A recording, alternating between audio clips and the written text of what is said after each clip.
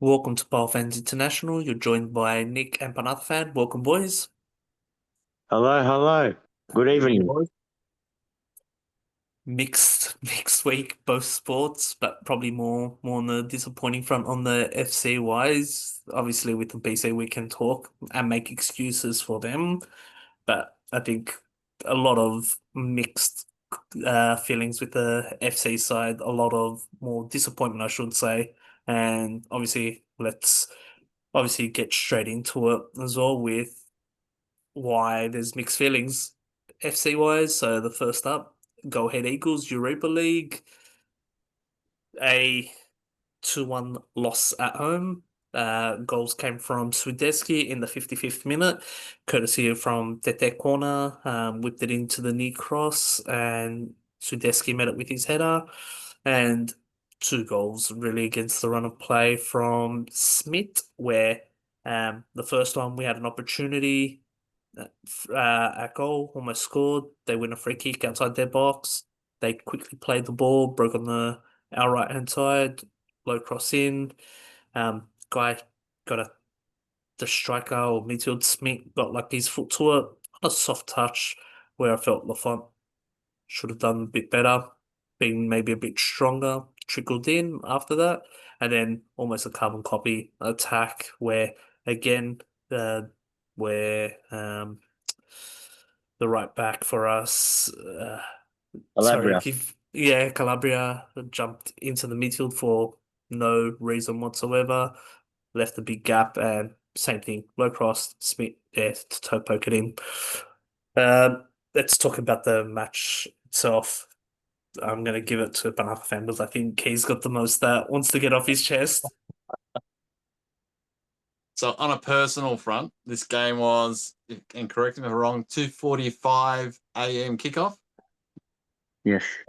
And I told myself, get up at 5 a.m., watch it on delay so I can get some decent sleep and not find out any of the scores. So I did set the alarm for 5 a.m.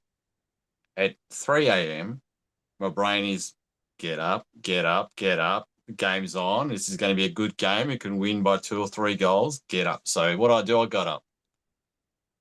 And did I regret waking up for that game?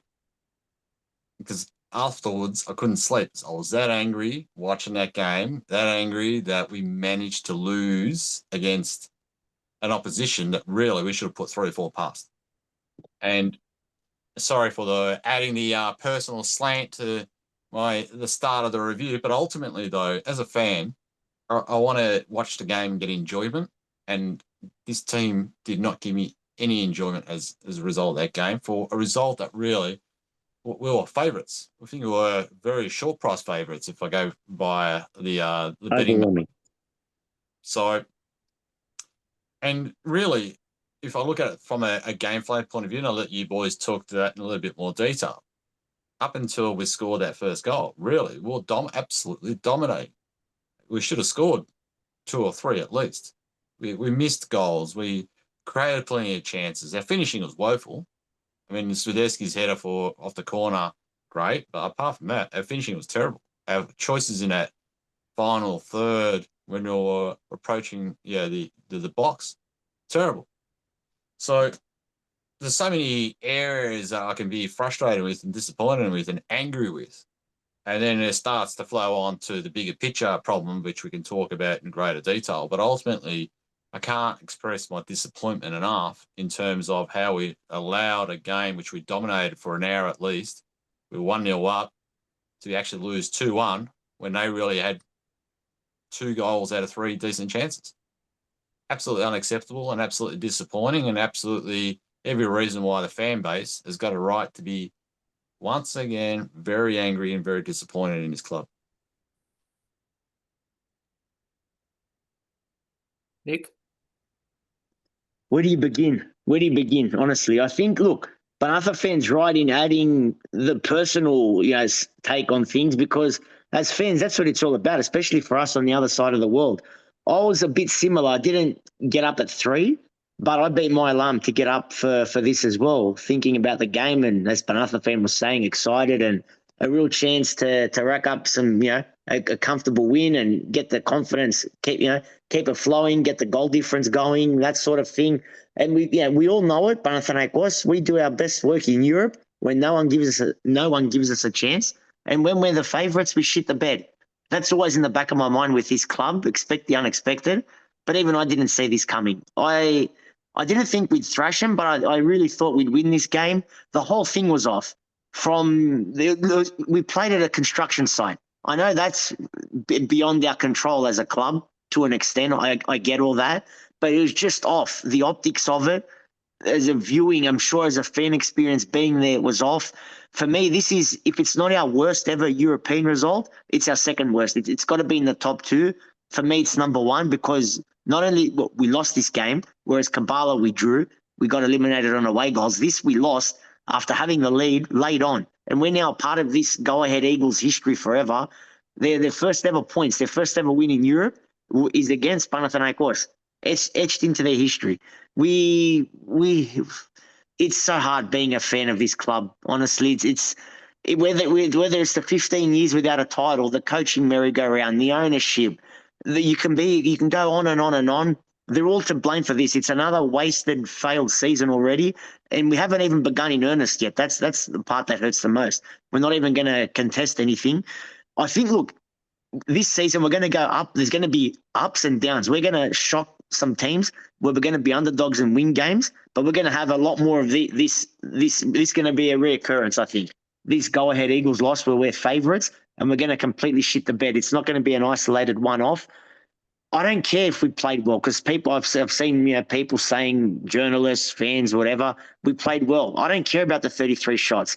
Out of those 33 shots and whatever the possession was, only 4 or 5 were decent chances. It was a lot of long-range, hidden hope. They weren't great quality chances. In the first half, they had a great chance. That was about it. I can't recall another one. As you were saying, Panathafan, great headers, Widerski for our goal. But then the turning point for me came when he completely missed a sitter right after that to make it 2-0.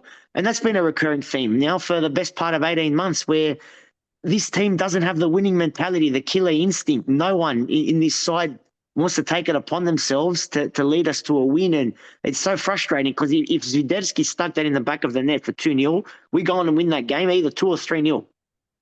I celebrated that goal so hard because I was worried as the game went on, especially half-time and early part of the second half. I was saying to myself, how are we going to break this low block down? We don't look like scoring. But I even after Zviderski scored, I thought, this is it. We've won it. I can't believe the way we capitulated. Oh, fuck. But I don't blame Lafont necessarily for either goal, but both were so avoidable from the back line. Calabria, Sturge touched on, completely caught out of position. The subs, probably questionable, but it's not Kontis' fault. He's been left with a unprepared, paper-thin squad with a lot of weaknesses, especially in midfield, as we've talked about. The number 8, the number 10. And now because of again, this goes back to Papadimitriou and Alafuzos, the way we've neglected our academy, we don't have the young Greek kids to include in our homegrown quota for Europe, but we've got to cut out a striker. Desis is injured, Bandovic isn't included, and we're stuck with Zviderski. Yeremeyev is another one that's not included. So we're stuck with Zviderski. And it's so frustrating. Renato Sanchez, again, people saying why. It's to be expected. The bar for me was set low with him, where we're going to get moments of individual brilliance, but then he's going to be injured. And we're seeing that again now. He's not someone you can rely on week to week like the way Maksimovic was. Other than that, who 33 shots, lots of possession, but honestly, who had a good game? Maybe Tete. I wasn't that impressed with Bakasetas. Zviderski, poor game for me, even though he scored. Not many positives at all. You got to be able to penetrate and create high-quality chances and finish them. The possession and the shots mean nothing. It's just stat padding. And now we've left ourselves a mountain to climb already in Europe, because this was a banker that we had. And this would have been, if we'd won, the first time since, I believe, 2001, where we start a European league phase / group stage with back-to-back wins. And we've pissed that up the wall as well. Feyenoord up next is going to be ridiculously hard. For me, that's our hardest game of the league phase. Agree. Well, I'm going to say Roma. They're flying in Italy. They're coming second at the moment. But That's at home. That's why I say Feyenoord. yeah, I wouldn't take Roma too lightly. They're flying. But yeah, look, you said a lot of the points that I wanted to say. Yeah, 2-1. I'm definitely saying worst ever loss in our history, especially for a European result. Worst by far. Well, pretty good or strong favourites. And what I saw from the game was not playing smart. We had left backs and right backs that were cutting in, looking for crosses that weren't there, looking for long range shots. Duba, Kyriakopoulos. Kyriakopoulos was guilty of Sub. many of these. Yeah, he was just shooting from distance. Yeah, and like you're a left back for a reason. You're not a winger. You're not a striker. You're the left back for a reason. You know, Duba just launching it from anywhere. You guys are not going to score from there. Like, let's be realistic. Um, that we weren't utilizing the wings a lot. That there was times you watch the game where they had space where a pass could have gone there, but we decided to always the wrong option to come more in and not attack the space. Coming to this game, I expected a big scoreline. I expected 3-4 nil. I did a lot of reading into Go Ahead Eagles where their left and right back were not their strongest players on the pitch. They were key weak points and they were pretty ordinary in the air. And guess where the goal came from? From a corner. So a set piece. They're ordinary in the set piece department, and that's where our goal came from. You can say Swiderski scored a goal, yes, but his sitter, where he decided to wait for the defender to slide and kick it into him, cost us the match. There's, for me, no doubt about that's why we lost. If he just, all he needed to do was just lift the ball up. The keeper was coming and committed and already low, and the defender was sliding. He just needed to chip it. So that was infuriating to me because we've seen this constantly with Panathinaikos where we just fail to kill off games when we have a lead. One being a goal up is not good enough anymore. We've seen us lose leads almost the whole season. Olympiacos, Kifisia, Ifisia, Levadia, Nevertheless, we can't kill off games. So being 1-0 up is we're just going to be constantly in fear. And Go Ahead Eagles, with their pretty much two chances, put us to the sword. Um, you know, Calabria with that experience just jumped in unnecessarily into that midfield where it was in no man's land. That's a lot of questions have to be asked about him. There's you'd have to say, and if you look at it about Calabria, why didn't any other team sign the former AC Milan captain? Or why Yep. wasn't there any interest? All the interest came from us and Lille from France, Lille. not no one from Italy. So that obviously, in hindsight, is a big red flag. Look, I think Kontis made some really strange subs as well in that game. That you can't blame him for just the one striker as Desses is injured because that list was provided by Rui and the club officials. So we went with two strikers on that list, and one of them gets injured. And for Desses, his injury is to be estimated at 3 months, from what I've read. Oh, you're joking. 3 months. 3 3 months. 3 months to come Oh, out. It was this meant to be season like can't end quick enough. it was meant to be a game. Yep, it's more serious than a game. Oh, It's 3 months.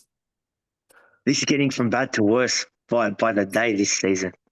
So he'll miss the final game, mind you. So um, it's yeah. So you can't blame him from that. Renato Sanchez, I was hoping to be brought in. We discovered that he was injured.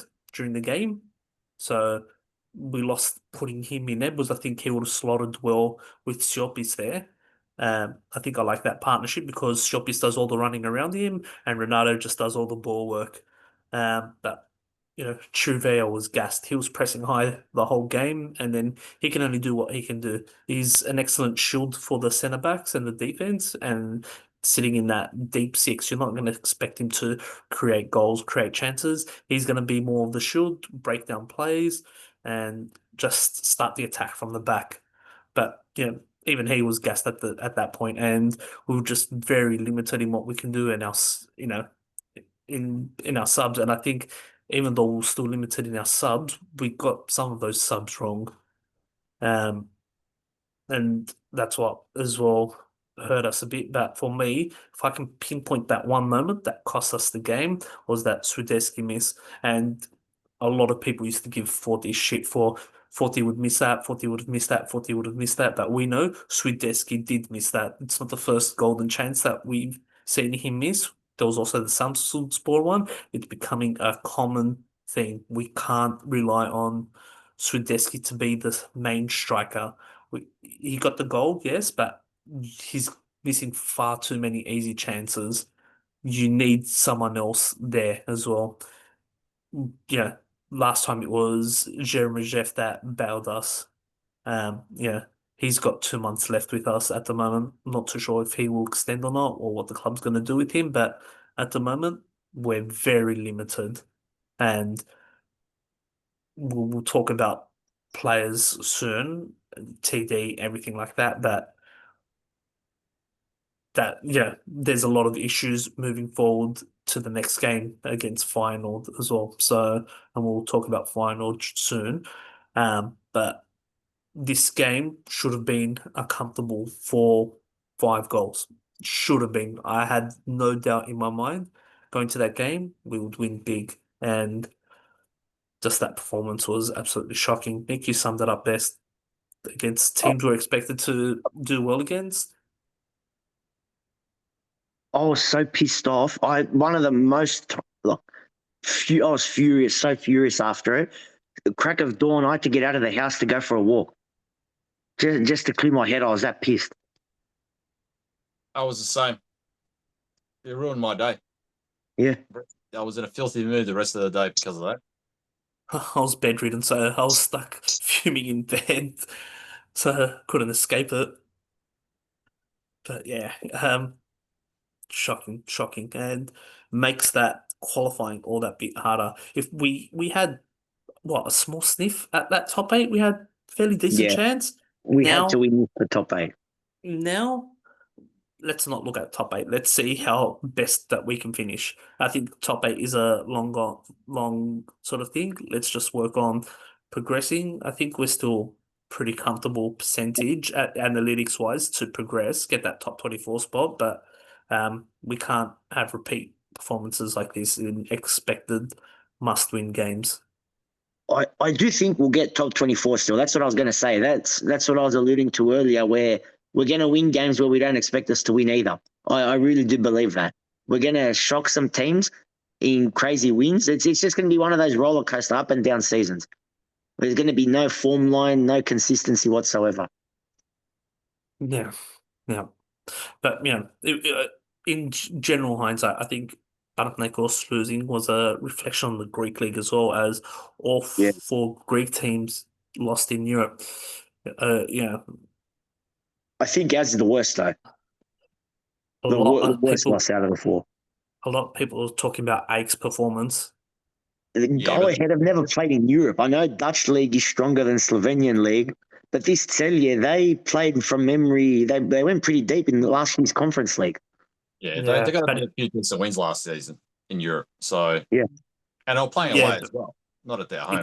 It was the performance that a lot of people are criticizing AEK. It was by far one of the worst performances they've seen in a long time. It wasn't the quality of the opposition and the experience of the opposition. It was more the style and the way AEK played is what's got hammered amongst the AEK fans. So I think it's a fair reflection we don't hear AEK fans, I haven't. I'm not happy to be corrected here, but I don't think they're saying that's their worst loss in history, like us. Not history, but it was one of their worst performances in a while. Because really, for us, the performance is okay for majority of the game, but the result was absolutely shocking. No. And I'm still upset even talking about the fact that we lost after being 1-0 up, 2-1 at home against a team that we should never have allowed them to score 2 goals to begin with. And if your memory serves me right, the goals were 75th minute onwards for them. 85th was the winner, I think.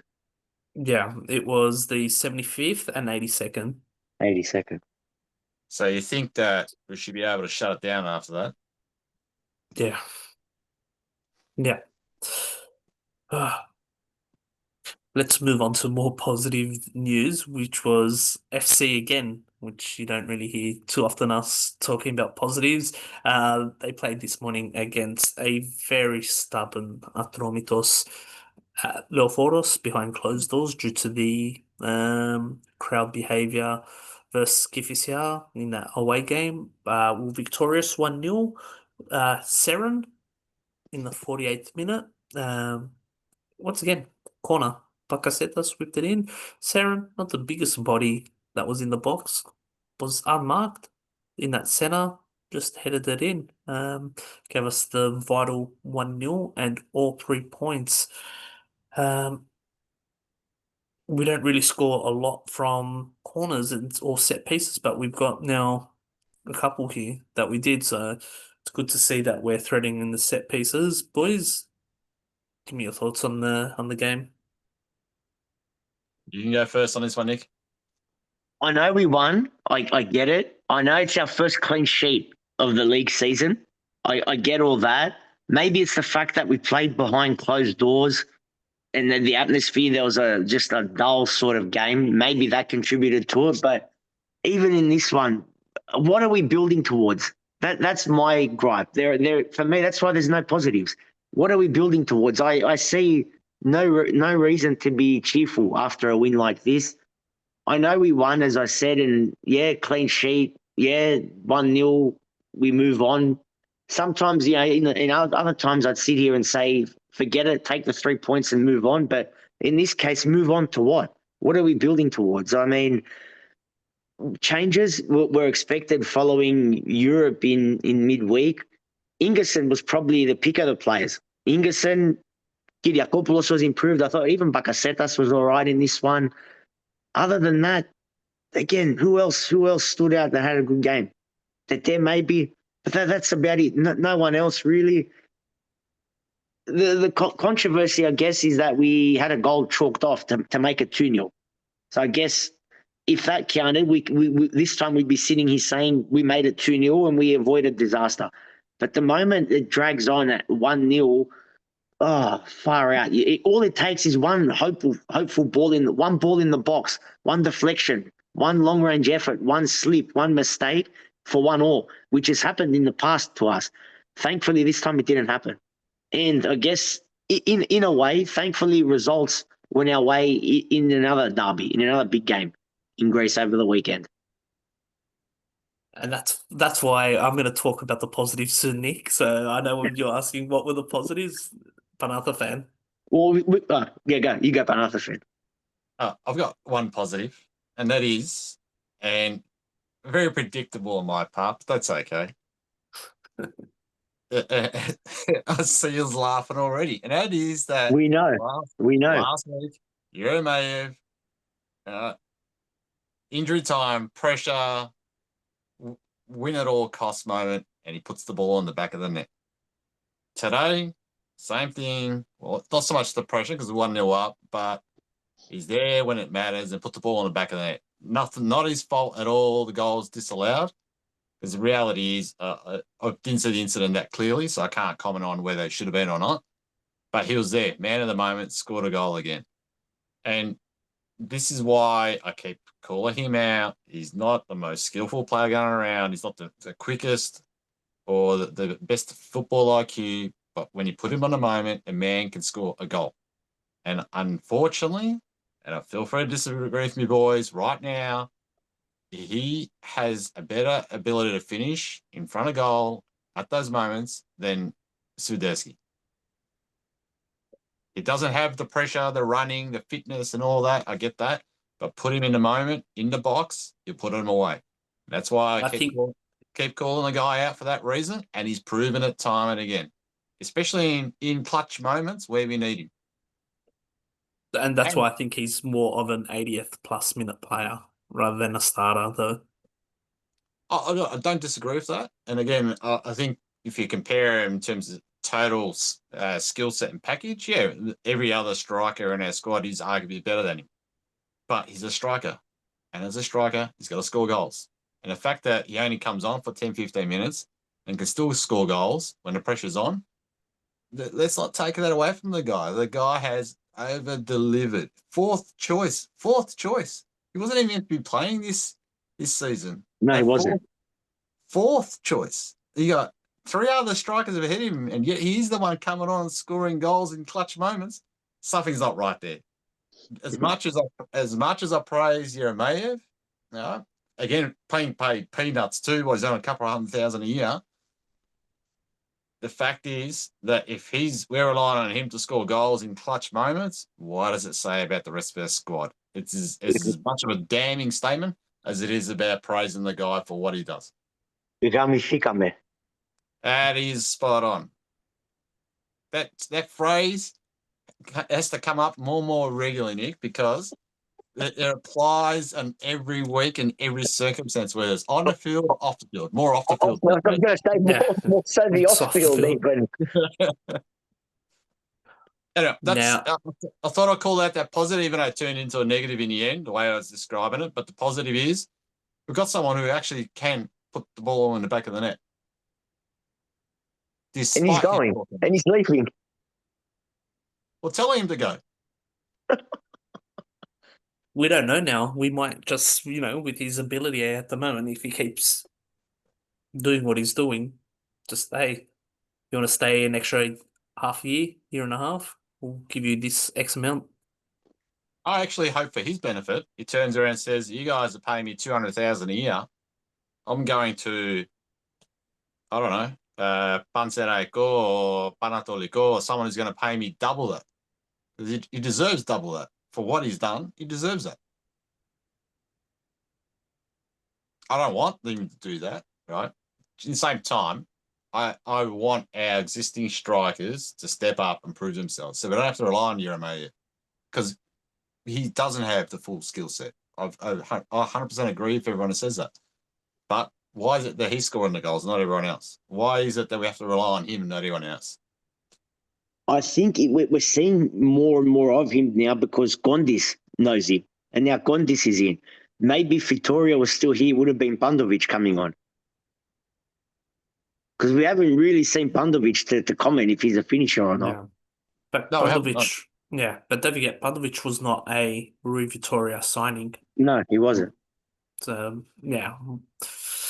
But yeah, look, the positive is that it's a win. It's 3 points, and we're climbing up the ladder. We're sitting in 7th with a game in hand against Orfi. Now, we win that game, we're sitting 2 points behind Olympiacos. So there's a lot of perspective with that. We found a way to score against a team that was sat back, and you can't tell me they created anything. There was not really one threatening moment in today's game. Today, I thought we defended absolutely class. It was great defense. Kontis rotated the squad a little bit and brought in Ingerson, and yeah, Ingerson was fantastic. We saw the best of Ingerson. 5 out of 6 aerial duels he won. He was just tackling. He was there everywhere. I think Ingerson was one of those players that had a fallout with Rui, and now he's seeing that game time under Kontis, and we're seeing probably the best of Ingerson. We didn't see the best of Ingerson. We probably had mixed performances last year, but maybe playing out of position. But under Kontis, he's been shifted to the right centre back in his preferred role, and we're seeing the best of Ingerson. Especially going off today, it was just amazing. There was no getting past him. He did very good. Look, Atromitos just sat back as well. They offered very little. We couldn't really get around. And that moment, we did find a, a big opportunity when we were leading 1-0.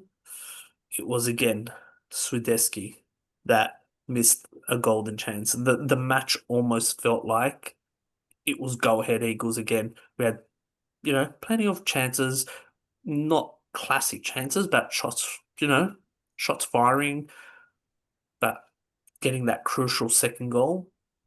Again, a big opportunity presented itself to Swideski and he failed to score. It was a simple chance as well. It was almost identical to the go-ahead Eagles, and I was thinking to myself,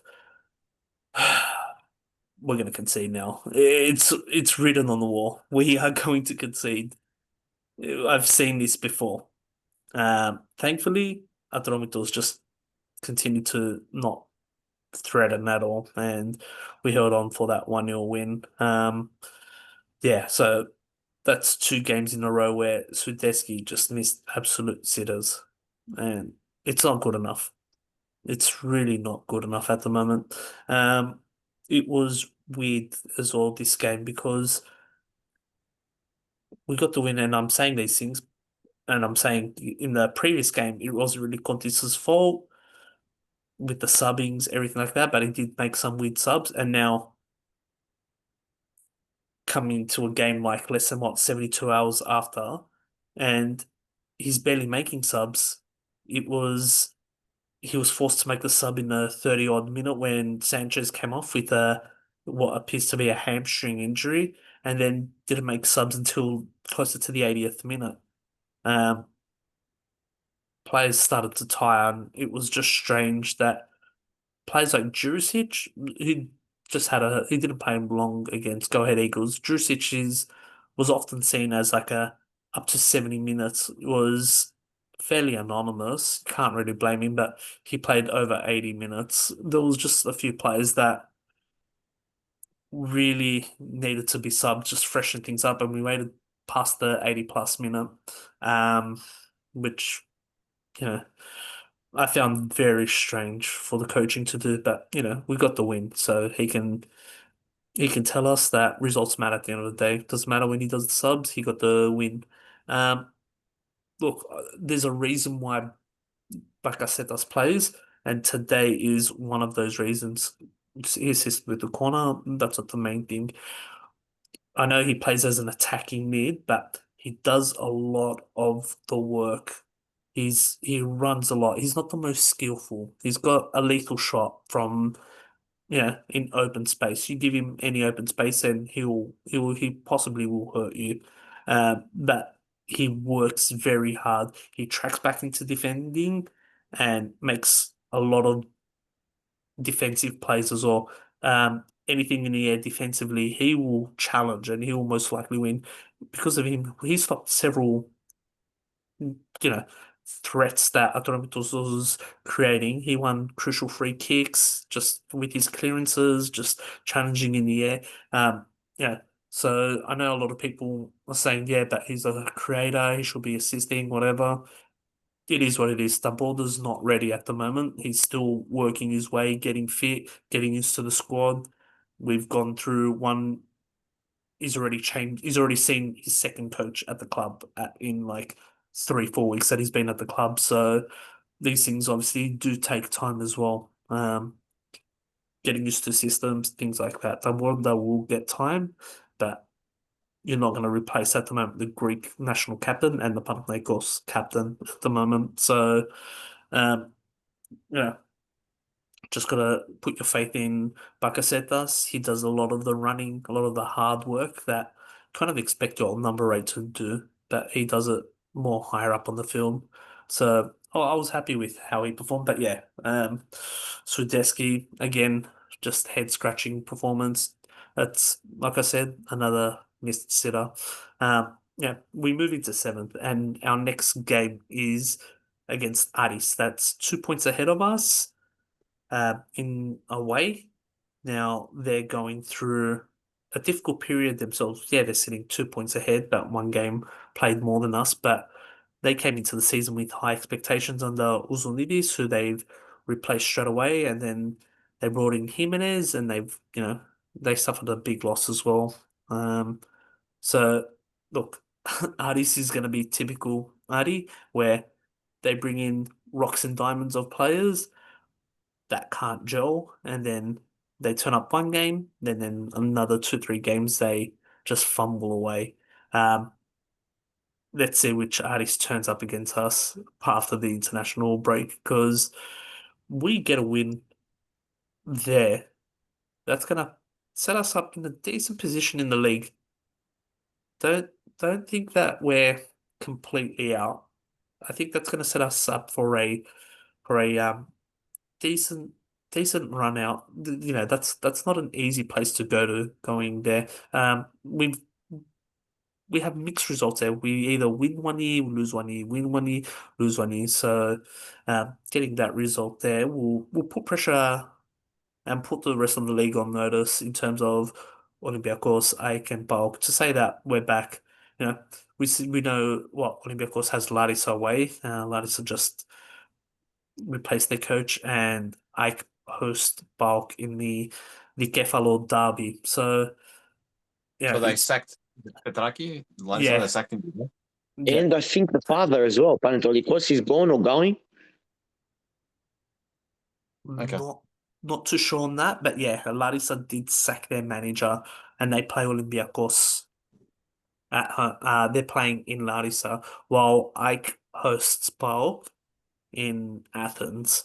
So first, second there. So we win. We're already, say, slightly back in the mix. So Then we'll have two derbies, Ike and Bulk. yeah, yeah. I'm not getting too carried away. No, absolutely. If we're in the mix, and I agree with your point, Sturge, about how if we beat Artie, we're not far off the rest of the pack, which I 100% agree. But I don't think this team, as it sits right now, has got the ability to sustain a decent run to put ourselves in contention.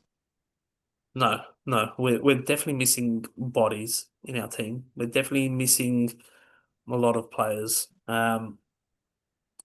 or positions. Number 8 especially is the key one. They haven't really signed a Maximovic replacement. So look, there's significance in the RD result, and a lot will define the season. We win there, we're back in the mix. We draw, it's not the end of the world, but it's not great. Loss, loss is catastrophic, as I see it. But then, yeah, after that will be the final game, which is definitely a tough game. Playing Feyenoord away. They're currently coming first in Holland, 3 points clear of PSV. And they just came off a 3-2 win over Utrecht at home. So they did struggle result-wise, getting an 88th-minute winner there. Look, I think I don't think we'll be able to go too deep into it, into what Feyenoord, what their play style, anything like that. We could probably do a post closer to kickoff. That way you can I assess saw him. players, anything. I saw him last week because Villa played him. Ironically, the same ground where Panathinaikos is going. Attack, very attack minded. Really unlucky not to get at least a draw in that. Van Persie has them flying. I've been to that stadium. It looks like our fans that go are going to have a great time. Look, traditional, historic, like a proper old school football stadium. It's a very Looks old incredible. stadium. It's a very old stadium. What we're going to have to do is, because if they get going atmosphere-wise in that ground, they're on top of you, atmosphere's going to eat us up. We've got to take the crowd out of it, assert Look, ourselves early on and soak up as much pressure as possible. So Look, Villa won 2-0. Is that right? 2-0, Villa won? yeah.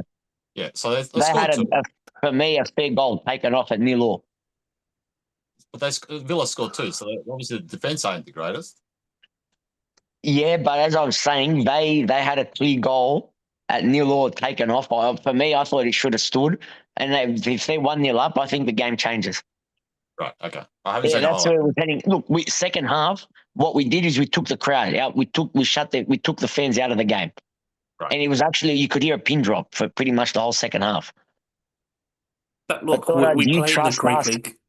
Do you trust us to keep possession, boss it, shut them down, keep them away from our defensive third? Who knows with us? We said it before. We can do wonders when no one gives us a chance. Yep. And the Look, international break might help us.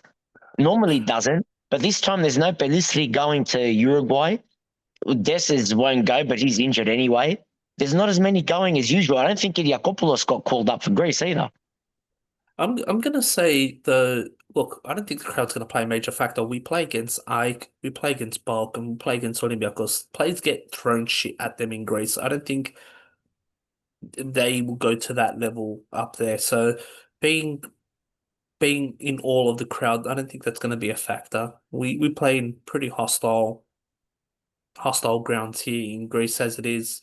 Even Aris is gonna be full of village idiots there, swearing, whatever.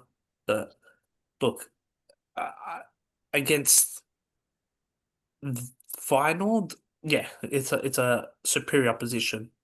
Let's not um let's call a spade. But uh, I think we're gonna see a Kontis a la Jova style defense setup where we're probably gonna look at a smash and grab. Really expect us to put the low block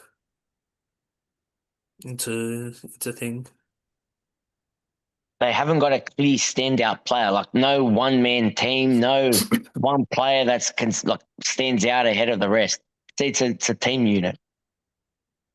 Yeah, I don't even know who's in the squad Yeah, these days. a lot of Timber that plays for Arsenal. He's got his brother plays Okay. there. No big names at all though.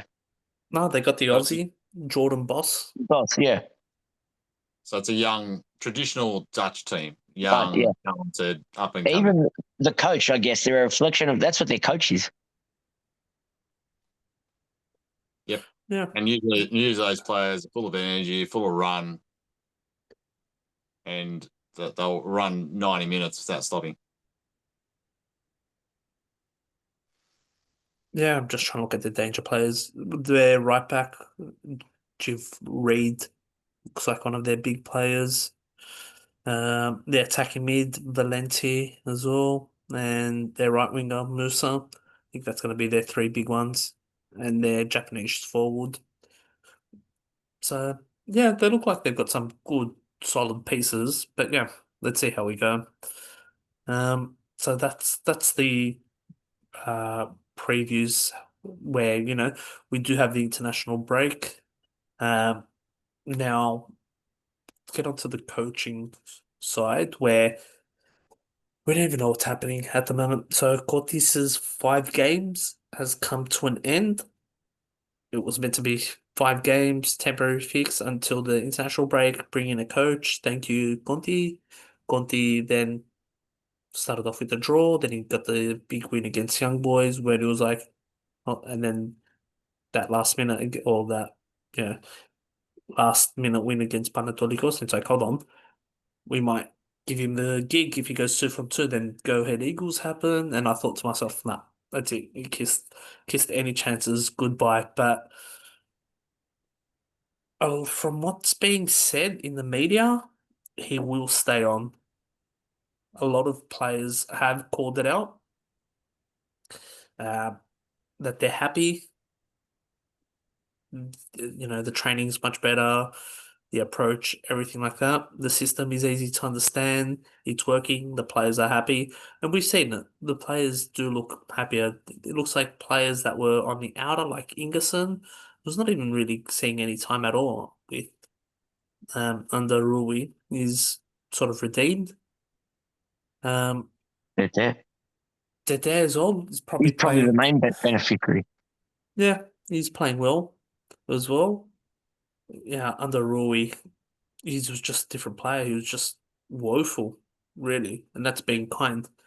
Um, so there's talks that he will extend. I'm not too sure of the length. It may appear until the end of the season, and then take it from there. But um, I think it's the right decision as well. To keep Kontis as well until end of the season, and then assess from there. Um, does he get an extension?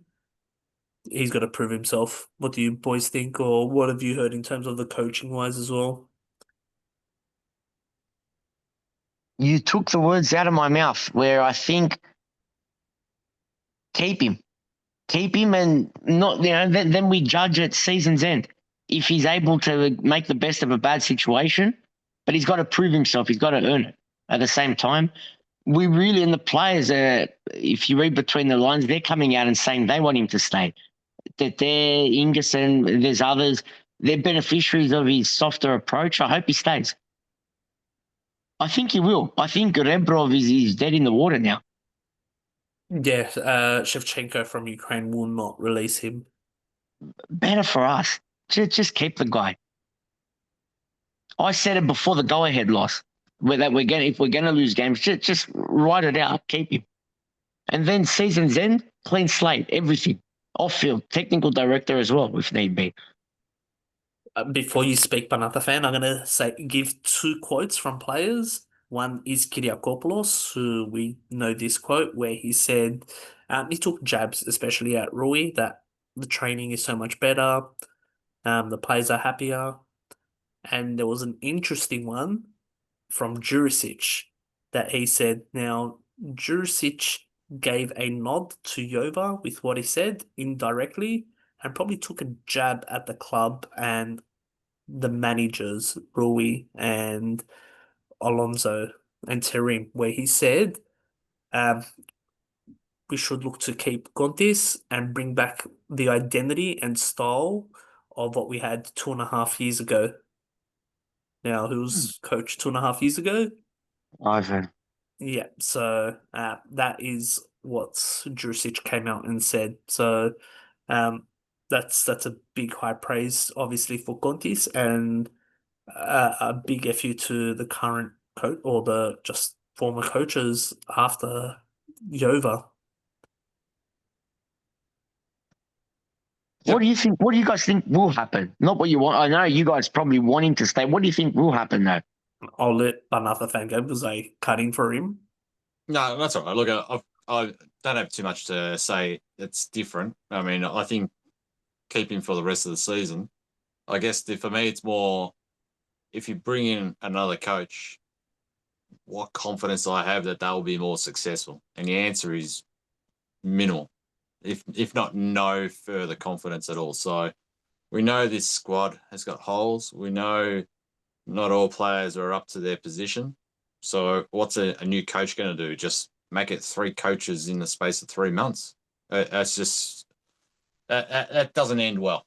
So he knows the squad. He's got an advantage. Yeah, he stuffed up big time against Go Ahead Eagles.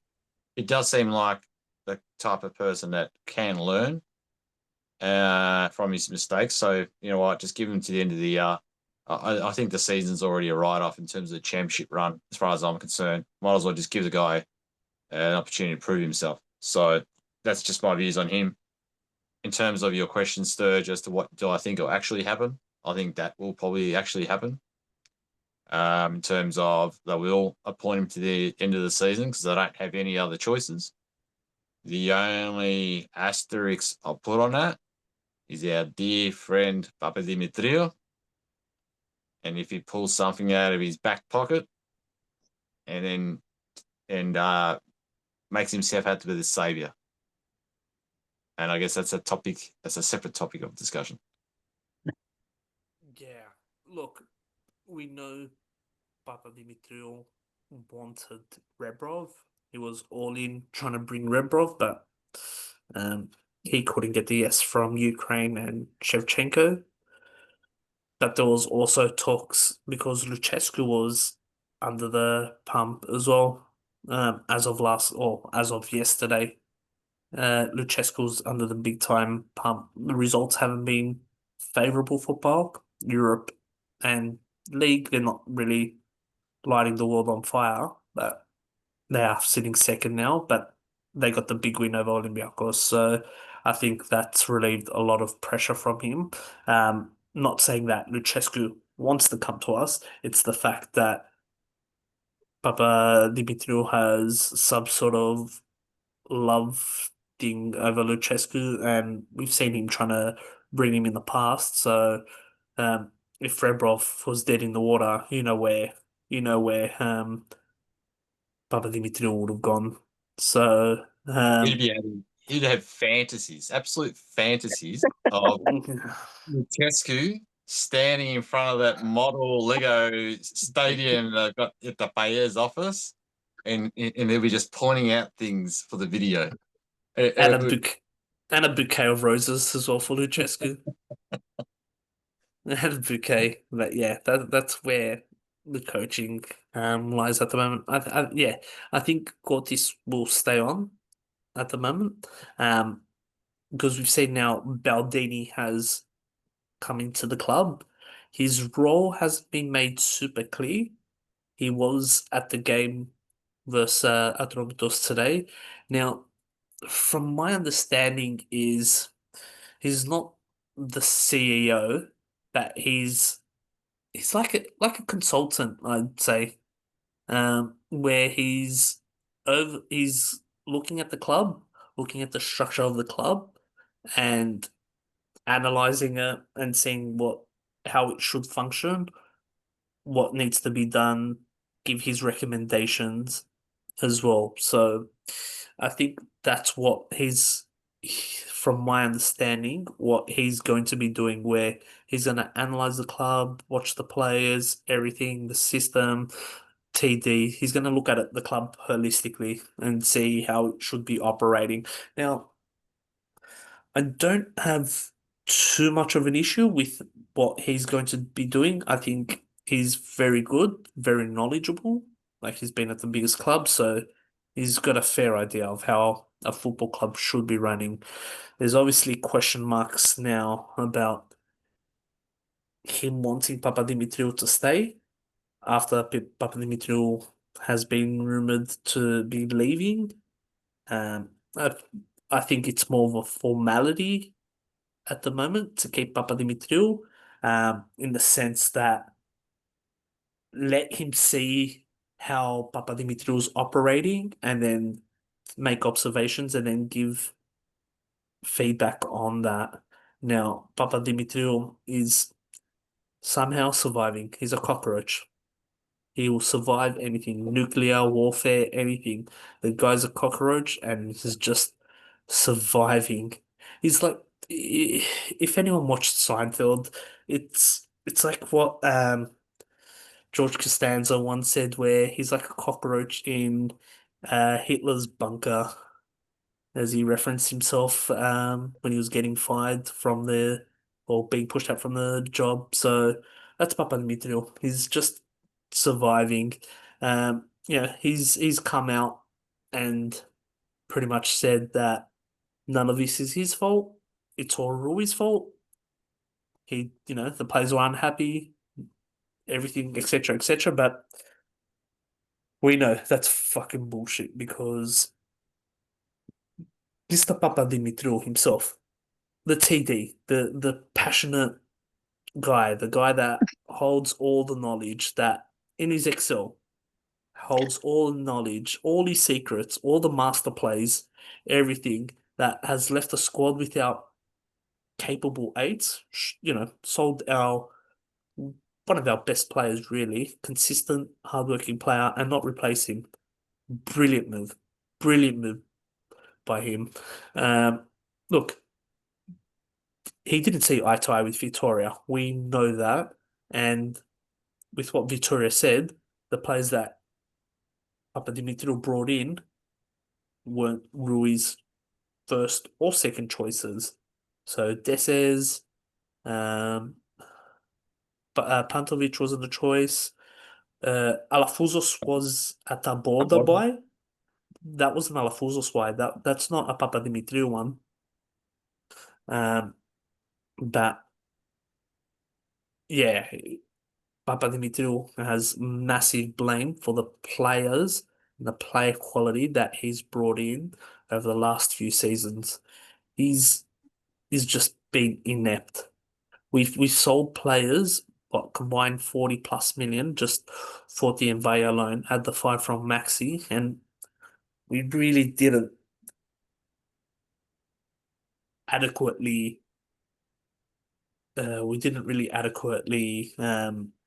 bring in superior players.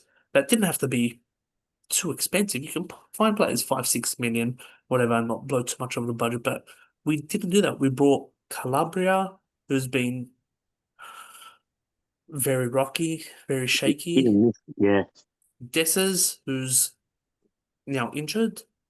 That we haven't really seen the best of Dessers. We've seen him score a couple of goals, but we've also seen him miss a few chances as well. So, He's only played 2 games. He's only played 2. He's 2 games, 2 goals. Yeah, but it's still We haven't really can't judge him seen. at all. Yeah, that's what I'm saying. We can't really judge him at all, but we've got a player now that's 3 months out. I know he can't foresee that, but if he was a player that wasn't the top pick by the manager and the TD's gone on ahead and brought him, we don't know if Sanchez was a mix between Rui and Papadimitriou. We don't know. Rui. Yeah, Rui would have probably given the green light, but is Rui the one scouring the markets? Or is it the TD being Papadimitriou that says, hey, I found this player. What do you think, Rui? Or maybe, hey, I found this player. He's coming next week to sign. Rui got no say in this. Or Mr. Alafuzo, Mr. Best Boss in the world. You're the greatest. By the way, sign my paycheck and we're getting this player in. We don't know the mechanics. I think we get some insights every now and again, but we don't know exactly how much. And Lafont as well was a terrible. I think that's been a terrible inclusion to the club. I think we could have gone cheaper and better options than what Lafont has offered. So, yeah, at the moment, somehow Papadimitriou is again surviving just through these mere formalities that Baldini's setting out, just so he can obviously analyze the club and then look to give his recommendations. Apparently, he would have a list maybe of coaches that he would like to recommend as well. I think there's been 1 or 2 names that is being rumored that he would bring, but that would be, you'd think, coaches with Serie A experience. So he's not on our books. Because I've heard he's got a company, a business that he owns, and he's gonna do all this consultancy through that. He's not on our payroll. It's just a temporary thing. Yeah, that's right. Oh, that's Okay. my Because the CEO talk originally late last season, it was for the off field, but like about business, commercial decisions, not football decisions that we're going to get. It was football. It was looking for football.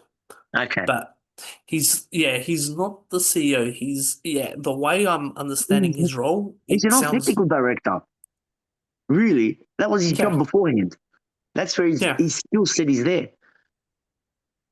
The worst part about this appointment is if he is an off-the-books consultant, he's got no power. All he can do is make a recommendation. And they don't have to listen to him. That's right. So this could be a pointless exercise.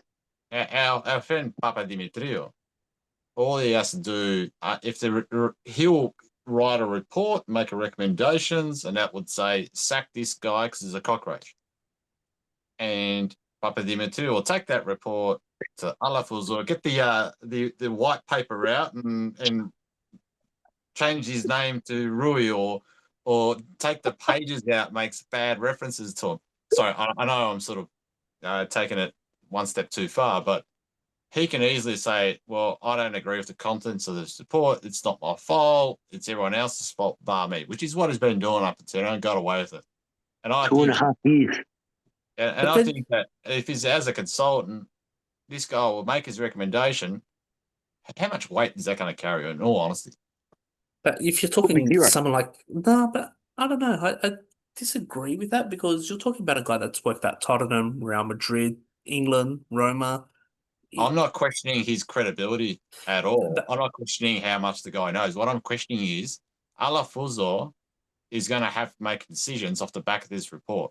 And I know, and I don't think, or I don't think, we know for a fact that he hasn't been able to make effective decisions at this club for a very long time.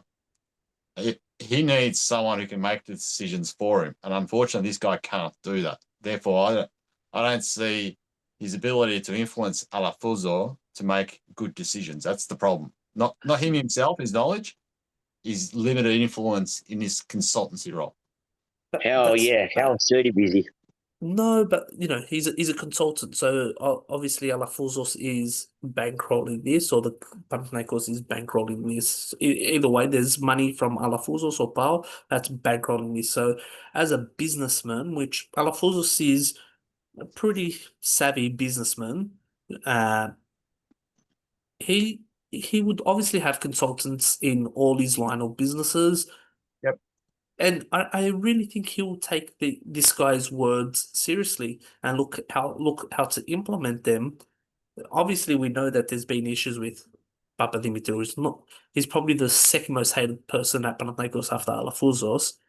Um, I really think that any recommendation put forward, Alafouzos, just because he's the guy that he is going to look to implement them. It's now what we hope is that Baldini says, this guy's a cockroach.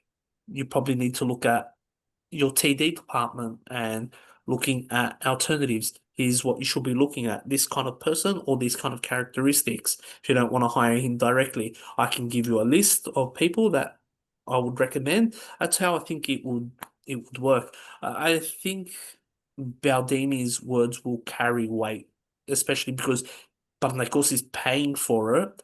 You're not gonna sit there and not implement what he says. I hope you're right. Everything you're saying makes perfect sense. Unfortunately, logic has left this club a long time ago when it comes to strategic decision making. That's my concern. So everything you're saying, Sturge, I think he's absolutely spot on. But the And track record gives me little faith. and why I think also it carries weight is Alafouzos wants to sell the club when the stadium is built. The stadium is built what At in 2 years. The the timeline, earliest. At the yeah. earliest. But from what we know, from what the expectation is 2 years, under 2 years. That's why Baldini's been brought in to make sure that there is a structure brought in of his recommendations, implement those recommendations, sell the club, get the maximum value he can get. He's looking at that, what, 250 million apparently. Apparently, that's what Alafouzos is looking at. Brand new stadium, um, structure, everything like that. That's the magical figure. So that's why I do think that any recommendations on that list, he will look to make them. I hope so. I really do. I Yeah, can't say I'm convinced. yeah. That's another thing. That's another thing. Our expectations over the last few years with what we've seen. Yeah, And he made a point about Alafuza being a businessman. I think that, and there's no denying that he's a very successful businessman outside of the football club. But what we've seen with the football club is financial decisions being made that are absolutely crazy when in terms of and a lack business sense. And I think that there's a couple of things that point to that. One of those being that we actually financial cost control. We were fined €500,000 for that because we couldn't balance the books in a simple way last season. And this season we've gone and made 40 million in signings, and yet we can't sign a half decent squad in replacement for half the cost. So they're the sort of strategic decisions that I sort of sit and wonder what they're doing. Funny enough, there's not much discussion, and maybe I've missed it all, but we still don't have a shirt sponsor. I haven't heard anything to what's happening on that front. Last I heard, they were going through. It had to be rubber stamped. So I don't think it was going through the courts or anything, but it had to be rubber stamped by somewhere. The club, the leagues, something. There was a whole. That was weeks ago. That was a gambling organisation, right? The Yeah, Romanian. the Romanian. Yeah. Yeah. So Romanian. That was the one that was most. That was the one that was being told was done. Yeah, and I think that the last I heard, which is probably a couple of months ago now, they needed a license, and they needed the government to formally sign off that license to operate in Greece as a betting agency. So that's quite a significant approval that they need to achieve before they can then commit to the funding for the sponsorship. And back then, back then I was like, hang on, how long is that going to take? Is that going to be like a week, 2 weeks, 2 months, 2 years?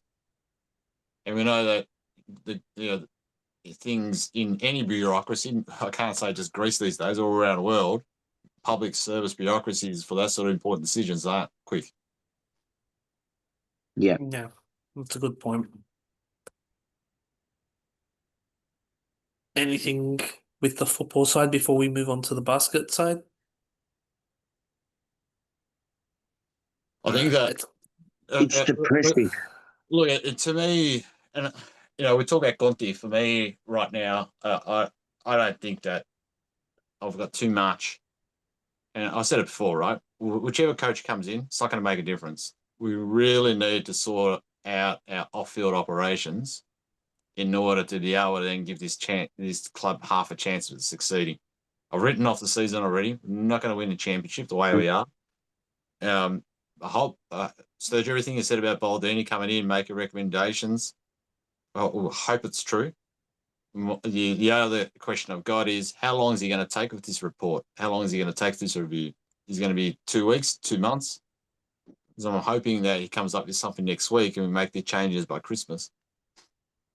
And that's wishful thinking. Well, I don't think next week because I think with the lack of games because of the international break, I'd say it'd be a month. It'd be over a month. Yeah, and I think that I'm just sort of pointing out that with that the time frame is unknown, has been announced, and truth is that only the inner circle would know. And the other thing as well is Papadimitriou has shown that he resists change immensely when others have come in and said they're going to change things up. So how cooperative is he going to be with this guy? Yeah, he doesn't like to be challenged either. He likes to be the main guy. He's the main guy. Well, he holds all the power. His boss has entrusted him to hold all the power. It's fucked. His boss should have sacked him the moment we had to pay a fine for the PSR, the FFP, the cost control, UEFA. He should have been. That alone is sackable. Forget the fact that we're weaker this season compared to last season, which is his fault on paper. You know how we're going through before names, whose recommendation was it? He, Malafuzzo, or Rui. Who was the only staff member that appeared in every player release video that the club did? He's got all the power. It's fucked. He's proud. He's proud of the Lego. So he was there front and center for every signing, wasn't he? Yeah, with the stadium. Yeah. That's enough of All me. right. Yeah, basketball. First EuroLeague game against Bayern Munich, 87-79 home win. Look, I thought it was not bad. Kendrick Nunn started off game one with MVP-like form already. He just really, really torched the Bayern Munich. Got 21 points. yeah, it was a solid hit out. People might be saying it's under 10 points. We should have blown them out. Bayern Munich are probably one of the weaker teams. This is, a Panathinaikos that has been in Athens under a week from Australia. So 24-hour flights, two different flights, one on Tuesday and one on Wednesday that flew out of Australia just to separate the teams in case of anything that happens. And yeah, a week's preparation with some new faces, TJ Shorts, Holmes, Grigonis that didn't travel, that hasn't played for a while. So the preseason hasn't been great, obviously, because of the flights to Australia. And to get a win, start off with a win, yeah, we didn't absolutely smash them, but we got a good, comfortable win. I don't think Bayern Munich were really ever close into the game as well. Um, start off the season or the campaign with a win was a good result. And then with the mixed results with the BC as well, we obviously had to encounter our bogey team in Barcelona, where we lost 96 to 103. Our One of our worst losses in terms of high scoring against us in Athens. I think that's the most we've conceded in Athens. And what really is troubling is in that 96 points, none only scored about 10 of our points. So it was Juancho, I believe, that got 27. Juancho really carried the slack. And I think we'll ruined a lot of bad calls post that game. Um, Jerry and Grant and Lassort really called out the officials after the game, retweeting one of the someone on Twitter with pictures of four shooting fouls that were clear blocks. So the complaints are really about how some things are getting officiated. Um, yeah, it's obviously not good to lose at home, but you know we played now. Was Panathinaikos played again this morning against PAO. 3 games in, 3 games in like almost 5, 6 days, Yeah, under a week. in under a week, and that's to kick off the season. So there's going to be quite a bit of rust. The players are not going to be ready. Ataman saying that we're not playing well, we're not even going to make top eight. I think he's just trying to psychologically lift his players, because we should be expected to bare minimum should be Final Four. That's like bare minimum. Um, but yeah, like I said, they've only came from Australia over a week ago, a week and a half ago. That does take a little bit out of you. Even if they flew business, they're still going to be jet lagged. They're still going to be tired. They've got to learn their players, the new players, get the system right, everything like that as well. So, the bulk result was a 93-83 home win. Um, we should be beating teams in Greece by 20 odd points. Bulk is always a little bit closer for some reason. They love to give us a little bit of a high scoring game themselves. Even when we won the double, we beat them by 3 points or something. 96-93 a couple of years, or last year, back in the double winning season when we won the EuroLeague. So um, they'd love to give us a bit of trouble, but it's good to get a rebound win. I think with a few days off, the players can just rest, relax, and get into it because they've got Virtus Bologna next as well. Did you guys follow up anything basketball related? Watch any of it? What you saw? I was just I going to say, did. yeah, against the Bulk game, I'll start with that first. TJ Short's actually getting a few points and starting to find some rhythm. So I know that we didn't beat him by much, but it's probably more getting players like him and Samadurov more minutes as well and spreading the load a bit. So not an overall bad outcome considering how TJ Shorts started in his first 2 games. 0 points in his first game, if I recall correctly. Yeah. And and also, yeah, Barcelona's not a really bad team. On paper, they've got some really good players. They got Punta, They showed it. they got the Argentine, I keep forgetting his name. Um, they got Juancho's brother there. They got Shingalia, the Georgian center.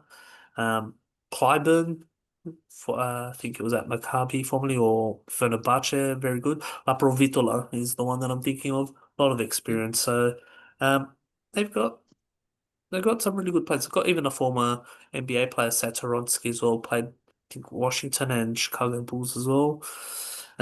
So they're a solid team on squad. Unfortunately, we had to come up against them early in the campaign, but good to see where we are at as well against a pretty solid team.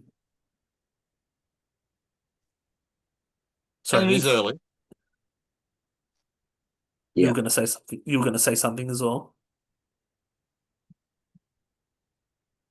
No, go, Nick. Oh, no, you are right in what you say. It is early, and what Sturge was saying, they haven't had a preseason and all that, and sure, questionable calls, especially in the Barcelona loss, but to concede so many points, and it was the lack of, which is rare for PAO BC, the rebounds. We couldn't get on. The effort just wasn't there. We couldn't get on the end of anything. We didn't. They were scoring 3-pointers for fun, shooting and getting them all in, and we were relying on Juancho, especially, and to a lesser extent Slukas, to try and keep it respectable. We can't. That's not sustainable either. Yeah, But both ends need Barcelona. improving. Barcelona shot almost 50% from 3-pointers. It was crazy. But in that crazy, the third, fourth quarter, everything was going in. Yeah.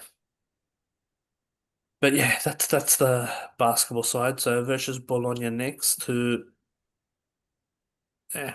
we should beat. Barcelona also started 1-1 as well. So even this was a really weird second round.